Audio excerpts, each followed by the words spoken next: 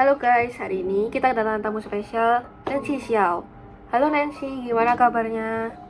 Halo, kabar baik. Kalau kamu gimana, Ve? Apa kabar? Kalau dari aku sendiri baik sih, Ci. Kalau kamu sekarang hobinya apa aja ya kalau boleh tahu? Jadi kalau untuk hobiku sendiri itu, aku tuh lebih suka makan ya. Jadi kayak kita tuh mencoba banyak kulineran baru gitu. Oh, makan ya. Aku juga suka sih buat nyoba-nyobain makanan baru gitu sebagai anak rantau. Nah, kamu kira-kira ada nggak ya rekomendasi makanan-makanan yang enak gitu buat anak sini, anak Surabaya? Banyak tempat sih sebenarnya. Satu favorit yang banget itu bebek palupi. Bebek palupi di Jaya itu enak banget. Dia punya sambal tuh enak banget. Terus bebeknya tuh rasanya enak banget, rempahnya kayak meresap banget gitu.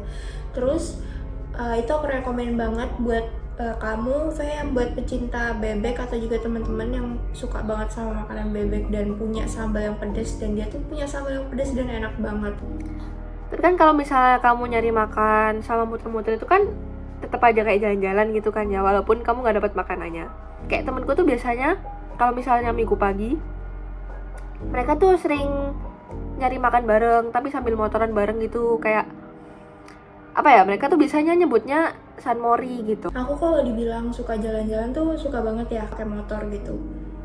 Cuman kadang kalau pergi pakai motor tuh kayak banyak apa ya, kayak orang-orang yang biasa kita sebut sebagai kata trennya tuh kayak jamet gitu, yang menurut aku kayak cukup norak ya, karena tuh dia punya knalpot itu kayak berisik banget kan, jadi kayak berisik banget juga, kadang-kadang tuh ngeluarin asap yang banyak banget. Jadi sekarang kayak lebih proper pergi-pergi tuh kayak sukaan pakai mobil gitu kalau misalkan lagi traveling kemana-mana. Walaupun minusnya itu kayak ngemakan waktu yang banyak banget karena macet kan, jalanannya juga kayak nggak bisa nyelip-nyelip gitu. Cuman lebih apa ya, lebih punya privacy aja sih kalau misalkan kita berpergian pakai mobil gitu, lebih aman menurutku. Iya bener-bener sumpah, jamet-jamet tuh biasanya rese banget gitu loh. Kayak pernah ya waktu itu aku lagi cari makan kan di Jalan Tunjungan, padahal tuh kayak aku sama teman-temanku itu pakai hoodie terus pakai celana panjang, kayak kita tertutup banget lah intinya.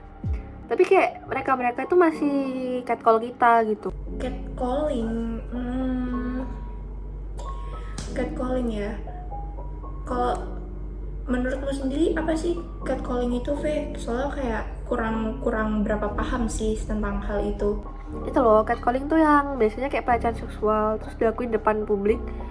Kayak orang-orang biasanya ngasih kata-kata yang nggak senonoh ke orang-orang lain. Kayak misalnya tukang-tukang tuh biasanya kayak kiu kiu kiu kiu atau kayak cewek bla bla bla bla. Nah itu yang namanya catcall. Kamu pernah nggak sih kena catcall kayak gitu-gitu? Aku paham maksud dari catcalling yang kamu bicarakan saat ini.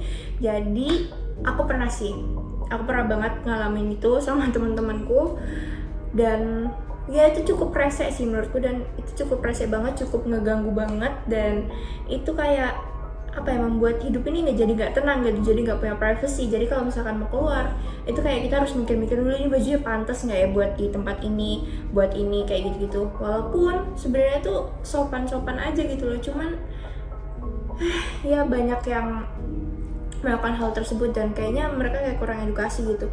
Oh ya, terus itu juga kemarin aku sempat lihat satu video yang viral banget, itu yang memperlihatkan yang kamu omongin sekarang, yaitu catcalling. Dan itu kayak apa ya, kayak aku tuh cukup resah gitu, cukup gelisah sama videonya. Bentar deh aku tayangin, bentar ya aku share screen. Cewek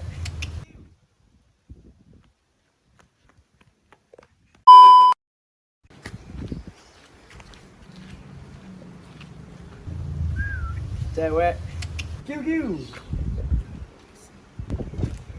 Apa ya mas maksudnya catcalling saya panggil-panggil? Apa mbak, aku salah apa? Loh, wong sampean tadi manggil-manggil QQ. Itu termasuk catcalling loh. Gak oleh iku mas. Sepurane lek gitu.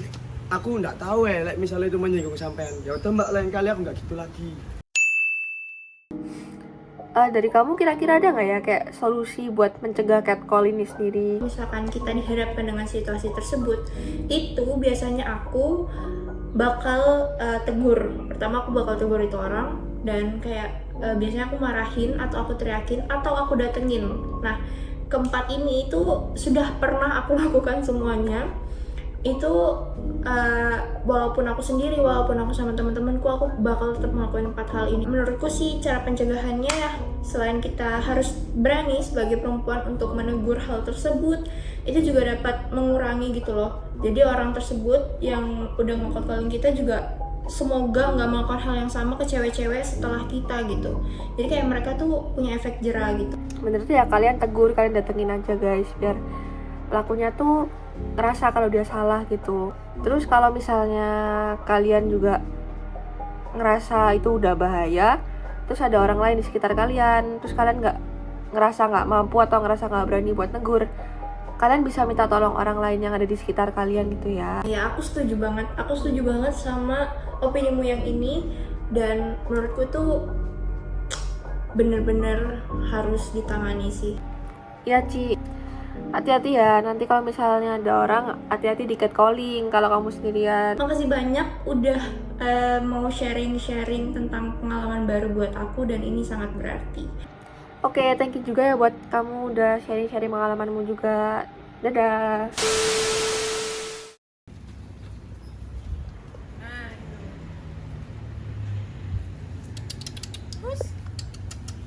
Bub.